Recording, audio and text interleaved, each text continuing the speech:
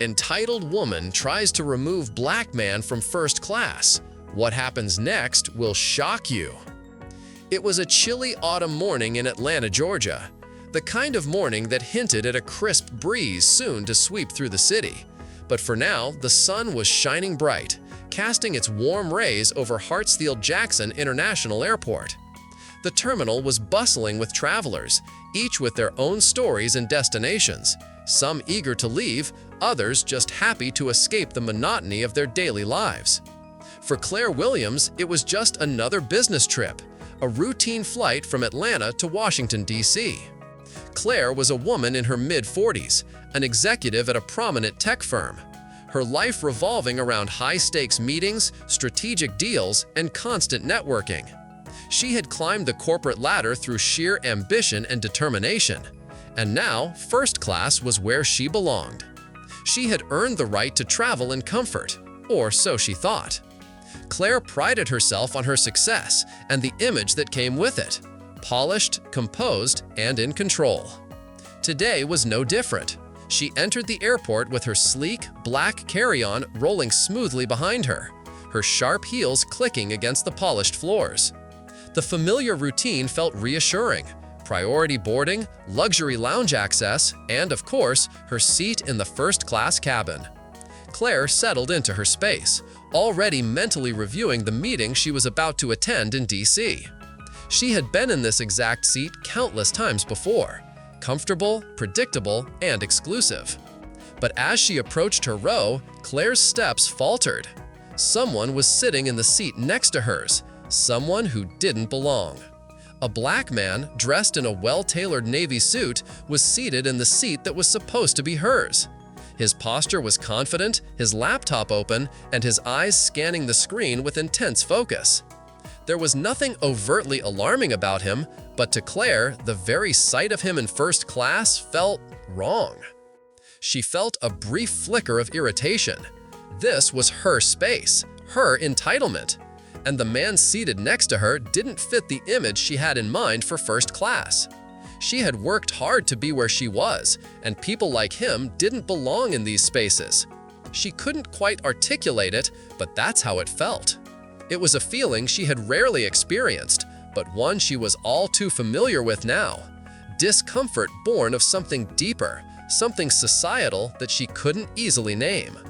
She set her bag down too hard, making a louder noise than necessary, and took her seat, her body tense. The man, Marcus Turner, didn't acknowledge her at first. His focus remained on the laptop in front of him. Claire's eyes narrowed, and she let out a soft exhale, deliberately shifting in her seat to draw attention to herself. She shifted again. Her purse brushed against his armrest, and she watched for any reaction. Nothing. He didn't flinch, didn't even glance her way. Her frustration simmered just beneath the surface. Finally, Claire couldn't stand it any longer. She leaned slightly toward him, just enough to make her presence known, but not so much that it would be overtly rude. "Excuse me," she said, her voice tight but controlled. "Are you sure you're in the right seat?" Marcus paused his typing and slowly turned his head toward her. His expression was unreadable, calm even, as he looked her directly in the eyes. "Yes," he said simply, without further explanation. The response was clipped, a mere confirmation. Claire blinked, momentarily caught off guard. She expected more, an explanation, perhaps an apology, but Marcus didn't offer any. Instead, he went right back to his laptop, his fingers typing with ease. Claire's eyes flickered with disbelief. How dare he dismiss her so easily? Didn't he know who she was? Didn't he know how much she had worked to be in this seat, this space of privilege? She cleared her throat, visibly annoyed. At that moment, a flight attendant, Emily Jacobs, walked past. Claire quickly caught her eye and signaled her over, lifting her hand in the slightest motion. Emily, a young woman in her early 30s, approached with a professional smile, but Claire could see the flicker of curiosity in her eyes. "Is everything okay, ma'am?" Emily asked, her tone warm but neutral. Claire forced a polite smile, masking her irritation. "I think there's been a mix-up. "This man is in the wrong seat," she said, nodding toward Marcus. "I'm in 2A, and I believe that's my seat next to the window." Emily glanced at Marcus, who had now looked up from his laptop. His expression was composed, no hint of discomfort, and Claire's frustration only grew. Emily took out her tablet, pulling up the manifest. She checked it quickly, scanning the details before looking back up at Claire with an apologetic smile. "Actually, ma'am, Mr. Turner is in his correct seat," Emily replied. "Your ticket is for 2A, and his ticket is for 2B, which is where he is sitting." Claire's eyebrows shot up in surprise. "But that can't be right," she said, forcing a laugh. "I must be mistaken." She made a show of glancing around, as if searching for someone who might side with her. Emily, however, simply nodded. "Everything seems to be in order, ma'am. Is there anything else I can assist you with?" For a moment, Claire was speechless. The reality of the situation hadn't sunk in. The flight attendant wasn't on her side, and the man in the seat beside her wasn't going anywhere. Claire felt her grip on the situation slipping. "Well," Claire exhaled slowly, trying to maintain control, "I suppose mistakes happen." She turned her attention away from Marcus, but inside, a storm was brewing. As the flight continued boarding, Claire sat stiffly in her seat. Her discomfort deepened with each passing minute. She couldn't shake the feeling that this wasn't just a seat mix-up.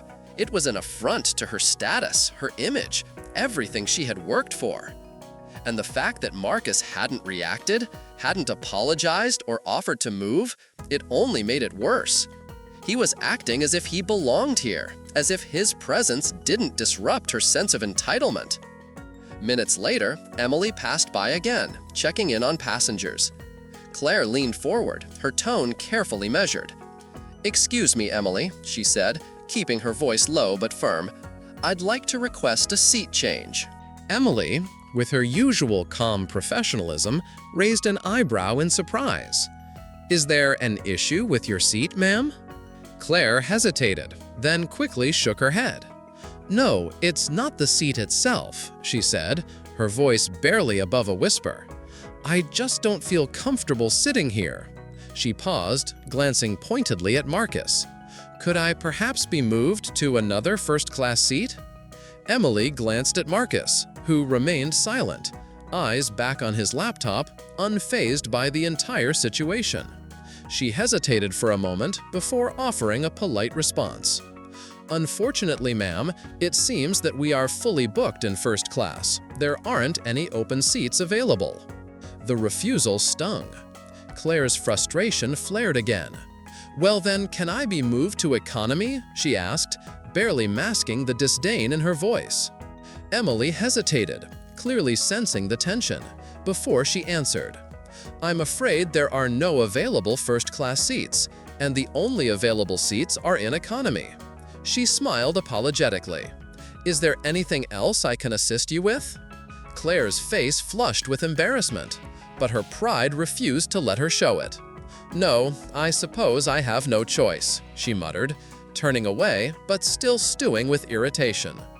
As Emily walked away, Claire felt herself becoming more agitated. She crossed her arms tightly over her chest, staring out the window, watching the tarmac roll by as the plane began to taxi. The tension in her body was palpable. She had to do something. The flight continued its journey toward the skies, but Claire's mind raced. She couldn't let this go. There was something about Marcus's unflinching calm, the way he simply sat there without any acknowledgement of her discomfort, that rubbed her the wrong way. He wasn't the one in the wrong. She was. But somehow she couldn't shake the feeling that he didn't belong in first class, that this was somehow a mistake that needed to be corrected. "Excuse me," Claire said, pressing the call button for the flight attendant once again. She couldn't sit there any longer. Emily returned, her expression neutral. "Ma'am, is everything all right?" Emily asked politely. "I need to speak to someone in charge," Claire said. "I want to speak to the captain or the head flight attendant, someone in charge." Emily raised an eyebrow, but didn't argue. "The captain is preparing for takeoff, but I can assist you if you'd like."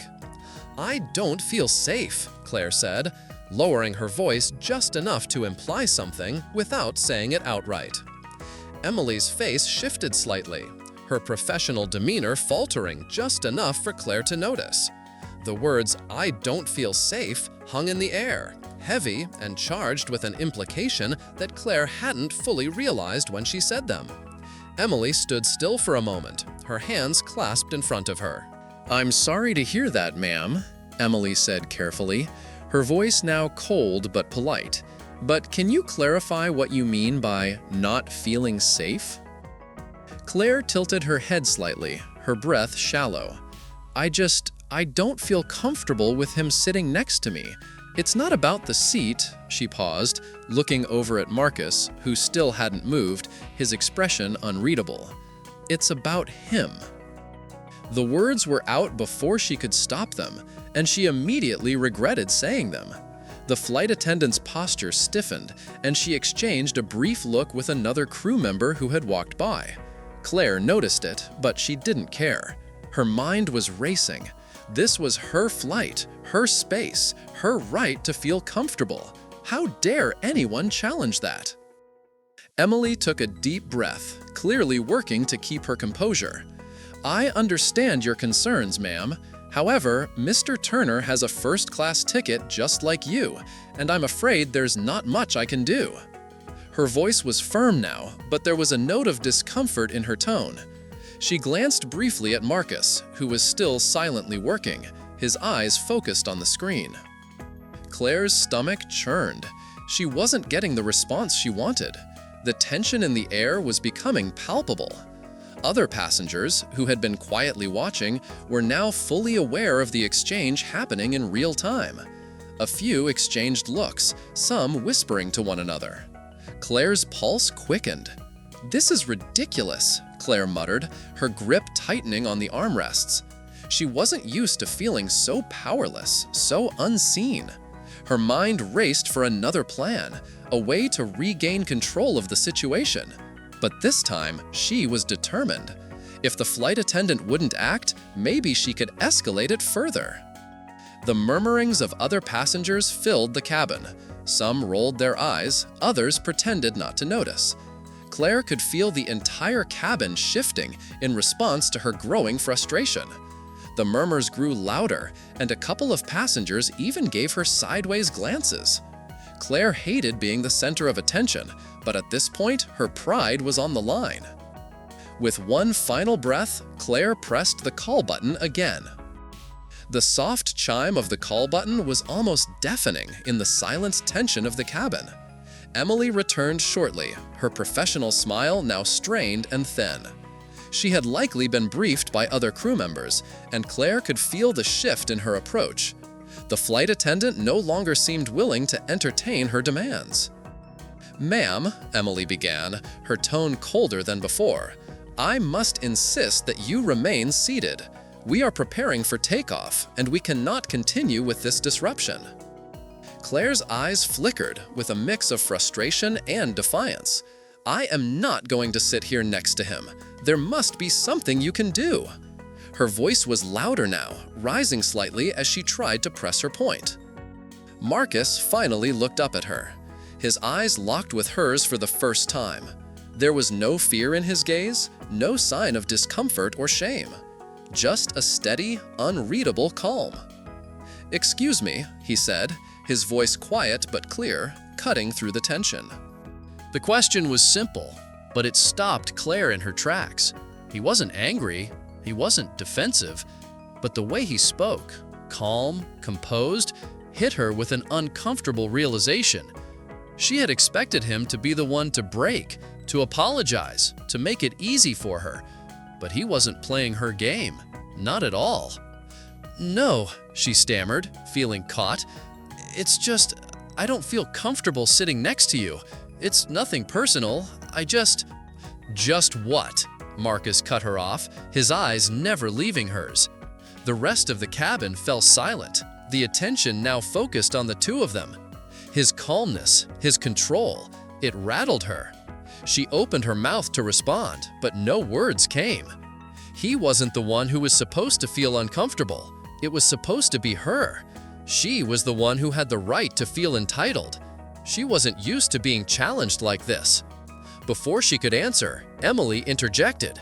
"Ma'am, I need you to make a decision. You either remain seated in your assigned seat or we'll have to remove you from the flight." The finality of the words hit Claire like a punch to the stomach. She had gone too far. Her hands clenched into fists in her lap. There was no way out now. The cabin was tense, waiting for her response. But Claire felt a shift, an awareness that she wasn't going to win this. Not today, not in this setting.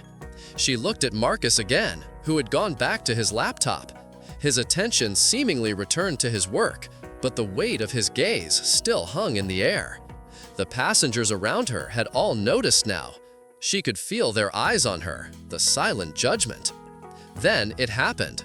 Marcus closed his laptop slowly and reached into his suit jacket pocket. Claire's heart skipped a beat, but she didn't know why. He pulled out a leather case and with a deliberate motion, flipped it open. A gold FBI badge gleamed under the overhead lights. Claire's breath caught in her throat as the realization dawned on her. Her entire body went rigid. The words she had just said, the implications of what she had suggested, all of it, the humiliation hit her like a wave. Marcus's voice was steady and calm, the contrast to Claire's rising panic. "Ma'am, would you like to file an official complaint? I can take your statement right now." The words hung in the air like a bombshell. Claire's face flushed as she stared at the badge, her stomach dropping. The room seemed to tilt, the realization of what she had just done sinking in. She had tried to have an FBI agent removed from his seat. She had accused him of being a threat on a flight. A soft gasp echoed through the cabin. Some passengers chuckled, some muttered, others just stared. Claire's mind raced, but her body felt frozen. This wasn't how things were supposed to go. Her entire carefully constructed image of power, privilege, and control evaporated in that moment. She had overestimated her ability to manipulate the situation, underestimated the man beside her, and most importantly, failed to recognize the consequences of her actions. "Would you like to file a complaint, ma'am?" Marcus asked again, his expression neutral but firm. Claire opened her mouth, but no sound came out. She couldn't speak. She couldn't explain herself. All she could do was sit there, exposed and trapped, as the weight of the moment settled over her. The flight attendants, the passengers, the recording phones, they all watched her as she realized the full scope of her mistake. She finally shook her head, barely able to whisper, "No."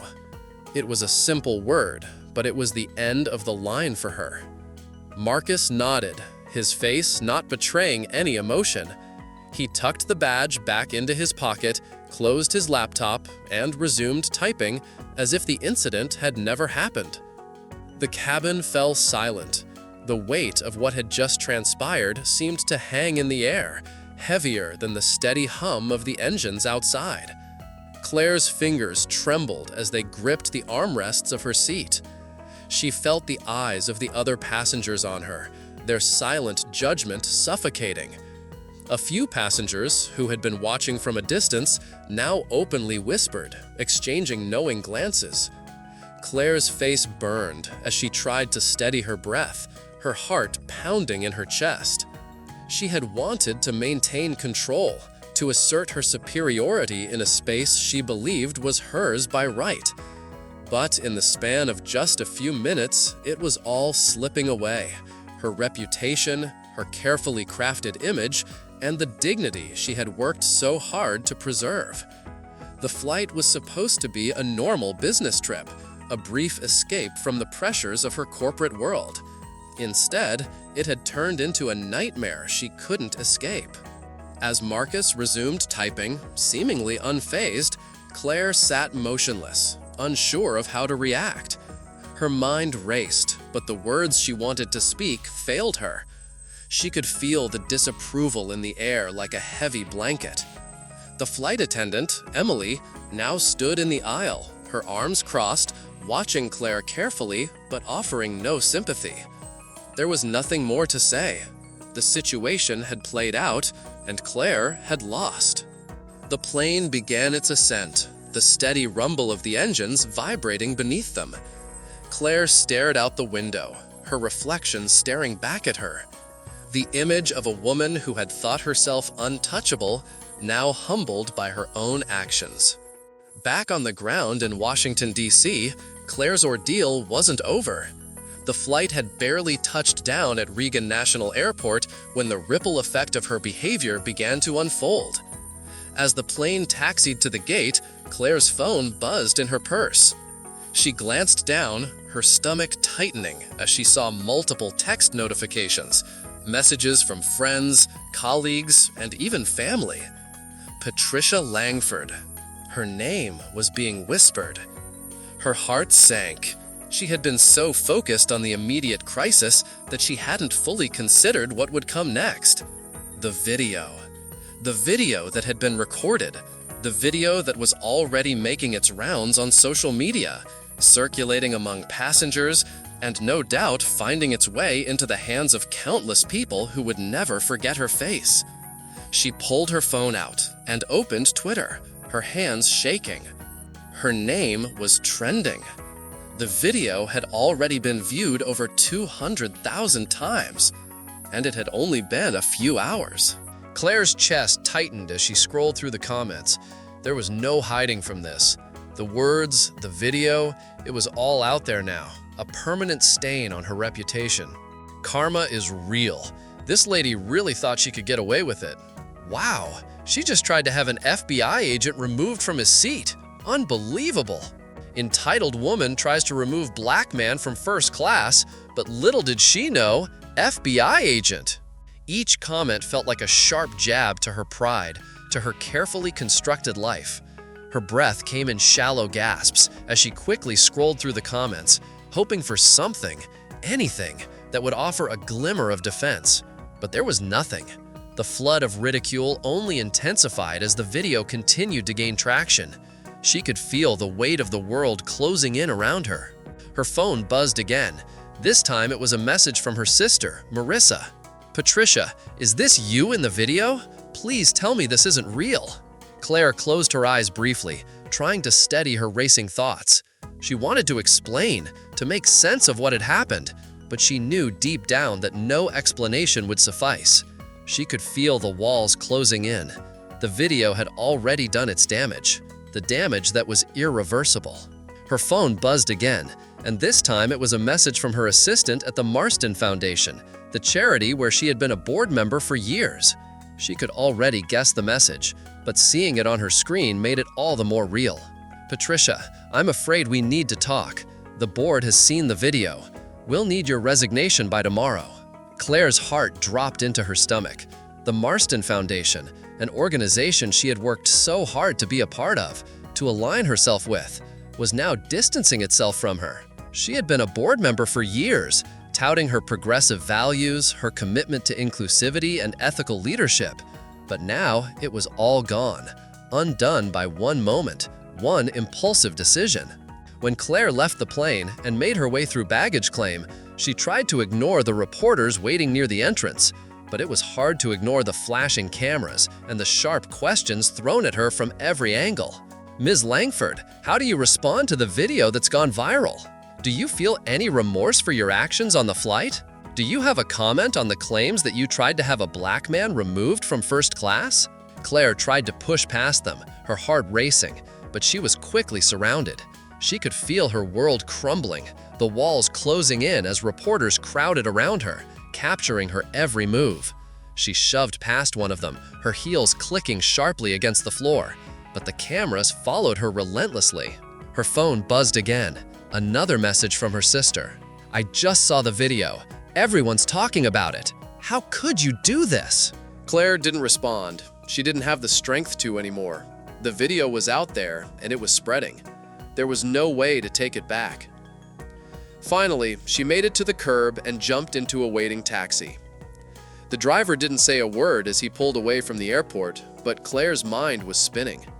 She hadn't even realized it was already too late. Everything she had built, everything she had worked for, was now falling apart because of her own actions. The taxi driver's quiet voice snapped her out of her thoughts. "Ma'am, you've got a lot of missed calls." Claire didn't even glance at the phone. She couldn't bear to face anyone anymore. Her entire world was in shambles, and there was no going back. As the taxi sped through the streets of DC, Claire let out a heavy sigh, the weight of the situation pressing down on her chest. The video was just the beginning. The consequences of her actions were far-reaching, and she knew that no amount of apologizing could undo what had been done. She had been exposed. By the time she arrived at her apartment, Claire's phone was vibrating relentlessly. She turned it off and left it in her bag. It didn't matter anymore. She was done running. The storm had already found her. Claire couldn't bring herself to answer her phone.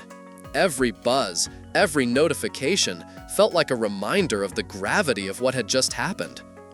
Her mind raced with the realization that she was living in the fallout of her own making. As the taxi pulled into her apartment complex, Claire stared at the towering building, once a symbol of her success.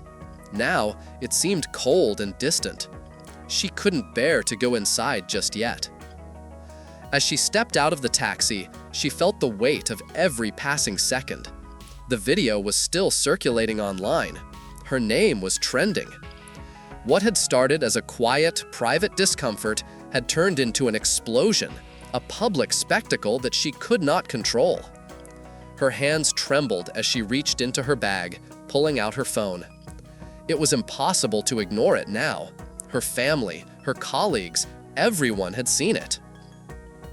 There was one message in particular that caught her eye, from her longtime friend and business associate, Sarah. "Patricia, I just saw the video. Is this real? Please tell me this isn't what I think it is." Claire's chest tightened. Sarah had been one of her closest allies. They had worked together for years, building trust and mutual respect. But now, Claire knew that Sarah was likely questioning everything. What kind of person would do something like this? What had driven her to make such a grave misstep? She typed a quick response, though she knew it would do little to alleviate the situation. "It's real. I'm so sorry. I can explain." But she knew, deep down, that no explanation could fix what had happened. The damage was done. Claire stood there on the curb for a few more moments, her fingers hovering over her phone.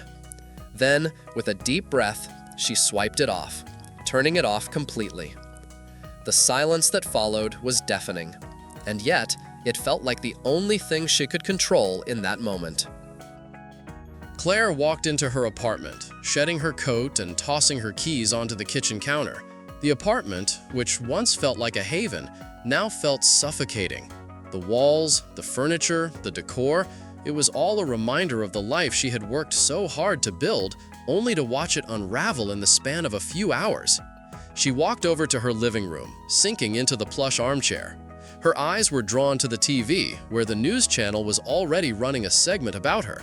The video was playing on a loop, showing her face as she tried to have Marcus removed from his seat. The caption below read, "Racist woman tries to remove black man from first-class seat, finds out he's an FBI agent."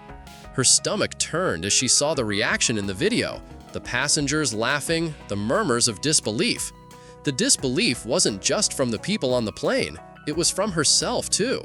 She couldn't believe what she had done. The realization of her behavior, the choice to act on an unfounded prejudice, was too much to bear.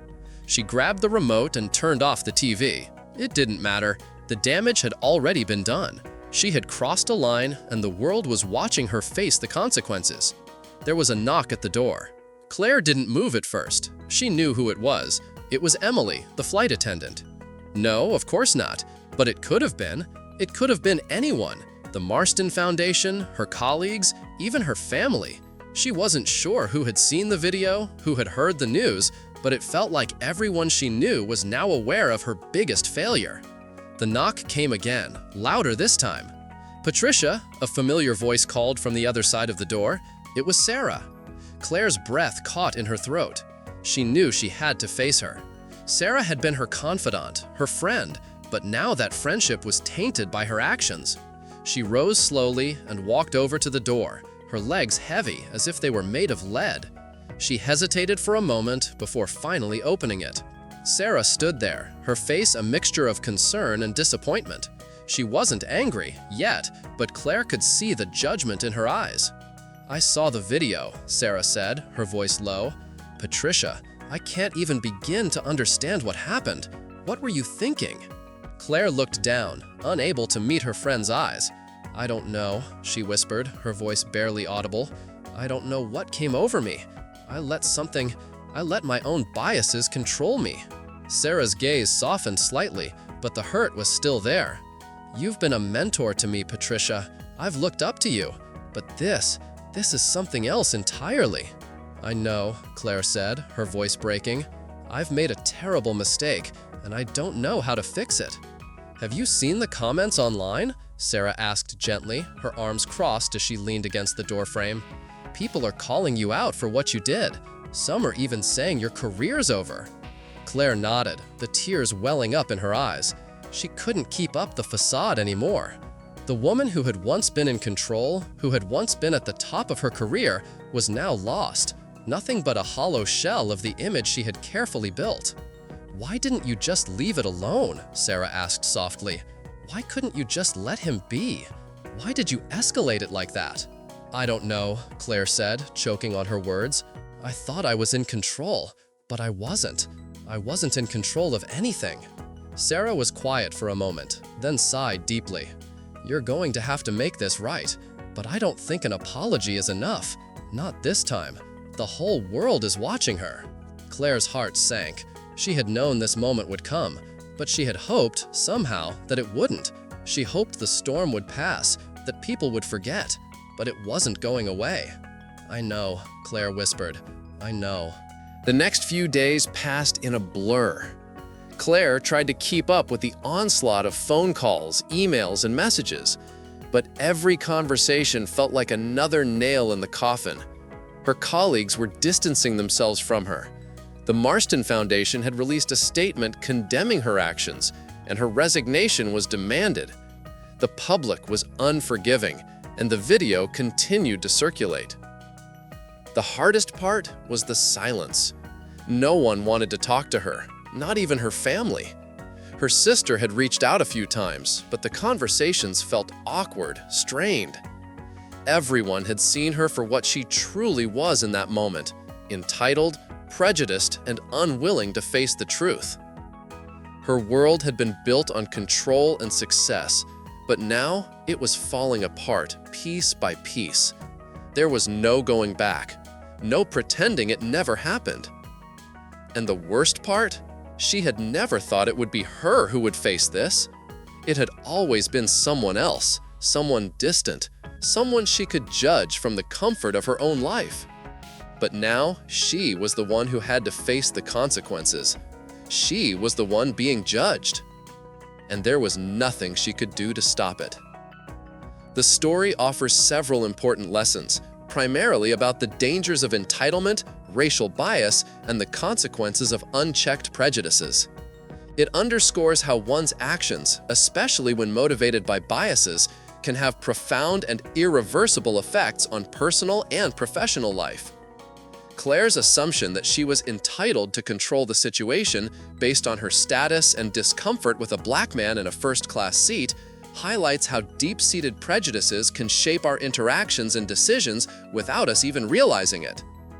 When confronted with the truth, Marcus's calm demeanor and ultimate revelation as an FBI agent, Claire is exposed, leading to public humiliation and the collapse of her career.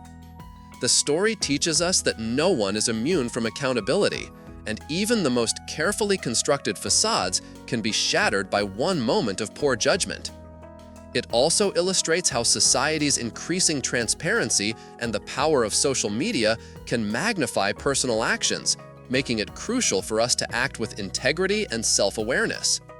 Ultimately, it's a reminder that prejudice, when left unchecked, can ruin lives, and it is our responsibility to confront and dismantle these biases for a more inclusive, just society.